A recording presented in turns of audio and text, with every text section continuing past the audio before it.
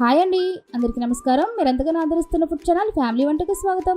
ఈరోజు వీడియోలో మీకు చూపించబోతున్న రెసిపీ వెజిటేబుల్తో జీడిపప్పు ఉప్మా ఎలా తయారు చేసుకోవాలో చూపిస్తాను. ఉప్మా చేయడం ఎవరికి రాదు, దీని గురించి మాట్లాడుకోవడానికి ఏముంది అనుకుంటున్నారా? అలా ఏమీ అనుకోవద్దు.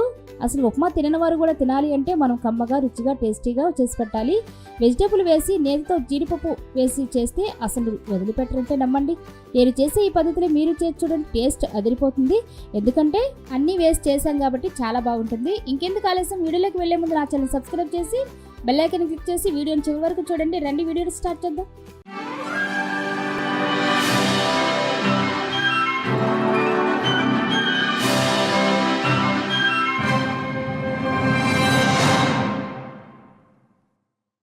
ఒక కప్పు బొంబాయి రవ్వ తీసుకున్నానండి. దానికి కావలసినవి ఏమో మీకు ఇప్పుడు చూపిస్తాను.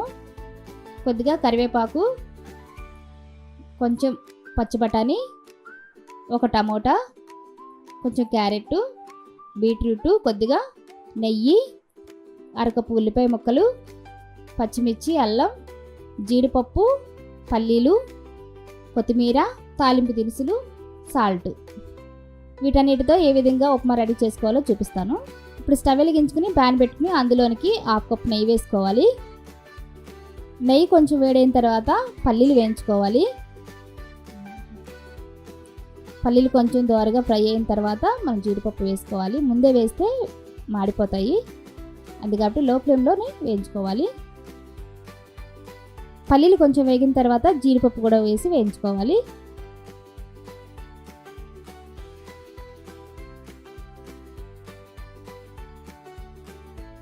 ఇవి కొంచెం దోరగా వేగిన తర్వాత ఒక బౌల్లోకి తీసేసుకోవాలి. వేయించుకున్న జీడిపప్పుని ఇలా పక్కన పెట్టేసుకోవాలి. అదే ప్యాన్లోనికి ఒక కప్పు బొంబాయి రవ్వ వేసి వేయించుకోవాలి. ముందే మనం నెయ్యి కొంచెం ఎక్కువ వేసాం కాబట్టి ఆ నెయ్యి సరిపోతుంది. ఇలా లో ఫ్లేమ్లో చక్కగా వేయించుకోవాలి. హై ఫ్లేమ్లో ఎక్కడ కూడా పెట్టొద్దు, ఎందుకంటే రవ్వ అంతా మాడిపోతుంది, అంత టేస్ట్ అనిపించదు. ఈ విధంగా కలుపుకుంటూ నెయ్యి అంతా కూడా స్ప్రెడ్ అయ్యేటట్టుగా కలుపుకుంటూ తిప్పుకుంటూ వేయించుకోవాలి. చూసారు కదా, రవ్వ కొంచెం కలర్ మారింది కదా, ఈ మాత్రం వేగితే సరిపోతుంది. దీన్ని ఒక ప్లేట్లోకి తీసేసుకోవాలి. రవ్వ వేయించాం కదా, ప్యాన్ ఒకసారి తుడిచి మరొకసారి పెట్టేసుకోవాలి. ఇప్పుడు ప్యాన్ వీటైన తర్వాత 2-3 స్పూన్లు ఆయిల్ వేసుకోవాలండి. కొంచెం ఉప్మాకు ఆయిల్ ఎక్కువే పడుతుంది, మనం నెయ్యి వేస్తాం కూడా తగ్గించి వేసుకోండి. ఆయిల్ వీటైనాక ఇందులోనికి పోపు దినుసులు వేసుకోవాలి. పచ్చిపప్పు, ఆవాలు, జీలకర్ర, వీటన్నిటిని కూడా దోరగా వేయించుకోవాలి. ఇప్పుడు ఇందులోనికి పచ్చిమిర్చి ముక్కలు వేసుకోవాలి. కొంచెం కారం ఎక్కువ తినేవాళ్ళు అనుకుంటే కొంచెం వేసుకోండి, లేదా కొద్దిగా తగ్గించి వేసుకోండి.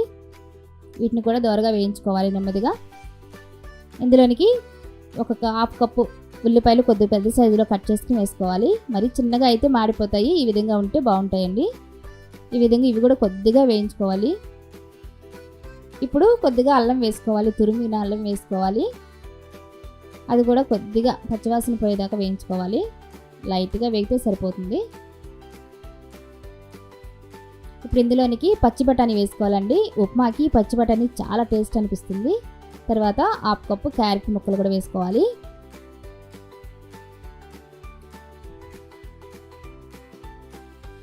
అదేవిధంగా హాఫ్ కప్పు బీట్రూట్ ముక్కలు కూడా వేసుకోవాలి. కలర్ కొంచెం షేడ్ అయినా కానీ రుచి మాత్రం చాలా బాగుంటుందండి. బీట్రూట్ వేస్తే ఆరోగ్యానికి కూడా చాలా మంచిది. ఇప్పుడు ఇందులోనికి ఒక టమోటా ముక్కలుగా కట్ చేసుకుని వేసుకోవాలి. మరి చిన్న పీసెస్ కాకుండా కొద్ది పెద్ద పీసెస్గా వేసుకోండి. తాలింపే కదండి ఉప్మాకి, మొత్తం కూడా ఇవంతా కూడా బాగా ఫ్రై అవ్వాల్సిన అవసరం లేదు. ఒక 3 వంతులు వేగితే సరిపోతుంది. ఇందులోనికి కొద్దిగా కరివేపాకు కూడా వేసి వేయించుకోవాలి.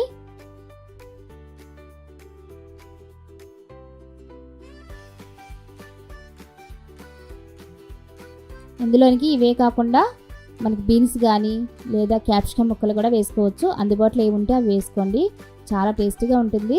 చాలామంది చేసే పని ఏంటంటే తాలింపు వేసి రవ్వ వేసేస్తారు, అందుకే చాలామంది ఇష్టపడరండి. ఈ విధంగా చేసి చూడండి, ఎంత బాగుంటుందో ఒకసారి మీరు. ఇవన్నీ కూడా ఈ విధంగా మగ్గిపోయినాయి చాలండి, ఇవి మాత్రం వేగితే. ఇప్పుడు ఇందులోనికి మనం ఒక కప్పు రవ్వ తీసుకున్నాం కదా, దానికి సరిపడా వాటర్ వేసుకుందాము. ఇప్పుడు మనం ఏ కప్పుతో రవ్వ వేసుకున్నామో అదే కప్పుతో 5 కప్పులు వాటర్ వేసుకోవాలి. అప్పుడైతేనే మీకు పర్ఫెక్ట్గా వస్తుందండి ఉప్మా అనేది. ఎక్కువ తక్కువ లేకుండా చూసుకునే పని లేకుండా కరెక్ట్గా వస్తుంది. ఇంకా పొడిపొడిగా తినాలనుకునే వాళ్ళు 1 కప్పు తక్కువ పోసుకోండి, లేదంటే పర్ఫెక్ట్గా 5 కప్పులు పడతాయి. నేను ఇక్కడైతే 5 కప్పులు వేసాను. ఇవన్నీ ఒకసారి ఇలా కలిపేసిన వాటర్లోకి కొద్దిసేపు మరగనిద్దాం. ఇందులోనే రుచికి సరిపడా సాల్ట్ కూడా వేసేసుకుందాం. ఇప్పుడు కొద్దిసేపు మరగనిద్దాం, ఎందుకంటే మూత పెట్టాల్సిన అవసరం లేదు, తొందరగానే వేలైపోతాయండి వాటరు. ఈ విధంగా ఒకసారి తిప్పేసి 2 నిమిషాలు ఉంటే చాలు, పొంగొచ్చేస్తాయి. 5 నిమిషాల లోపే నీళ్లు మరుగుతున్నాయి కదా. ఇప్పుడు ఇందులోనికి మనం ముందుగా ఫ్రై చేసి పెట్టుకున్న రవ్వ కూడా ఇందులోకి వేసుకోవాలి. అంతా ఒకేసారి వేసేయొద్దండి, ఉండలు కట్టుకుపోతుంది. అప్పుడు తిప్పినా సరే అది మొత్తం స్ప్రెడ్ అవ్వదు. ఇలా కొద్దిగా వేసుకుంటూ తిప్పుకోండి, ఎందుకంటే ఆల్రెడీ మనం వేయించిందే కాబట్టి తొందరగానే విడిగిపోతుంది. ఇలా కొద్దిగా వేసుకుంటూ మీకు అవకాశం ఏ విధంగా ఉంటుందో ఆ విధంగా తిప్పుకుంటూ ఉండండి నిదానంగా.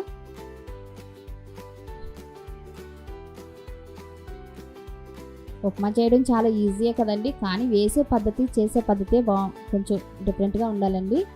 ఎందుకంటే పల్లీలు అందులోనే ఉంచేస్తారు తాలింపులో వేసి, అవి అంత రుచి అనిపించవు. చివర్లో వేసుకుంటేనే చాలా బాగుంటాయి. అదొక టిప్ పాటించండి, మనం తినేటప్పుడు కరకరలాడుతూ బాగుంటాయి.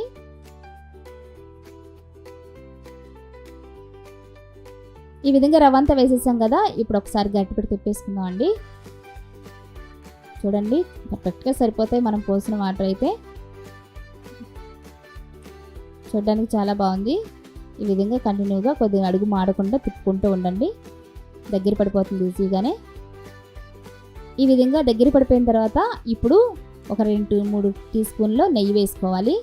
మనం ముక్కలు వేగడానికి మాత్రమే ఆయిల్ వాడామండి. ఇప్పుడు నెయ్యి వేసుకుని కలుపుకోవాలి, అప్పుడు ప్యాన్ నుండి సపరేట్ అవుతుంది ఉప్మా అనేది. ఈ విధంగా తిప్పుకుంటూ ఒకసారి చూసుకుంటూ వేసుకోవాలి. ఇప్పుడు మరొకసారి కొద్దిగా కొత్తిమీర జల్లేసుకుని చివరిలో ఇంకొంచెం నెయ్యి వేసుకోవాలండి, ఎందుకంటే ఇంకొంచెం ప్యాన్ నుండి సపరేట్ అయితే ఇంకా బాగుంటుంది. ఇంకొంచెం నెయ్యి వేసుకోవాలి, ఒక 2 లేదా 3 టీ స్పూన్లు నెయ్యి వేసుకోవాలి. మరొకసారి ఈ విధంగా కలుపుకుంటే చూడండి ప్యాన్కి అంటుకోకుండా మనకి గరిటతో పాటు రావాలండి. ఆ విధంగా వస్తేనే రుచికి బాగుంటుంది. ఈ విధంగా సపరేట్ అవ్వాలన్నమాట. ఇంకా ఫైనల్ అయిపోతుంది, మనం స్టవ్ ఆఫ్ చేసేసుకోవచ్చు.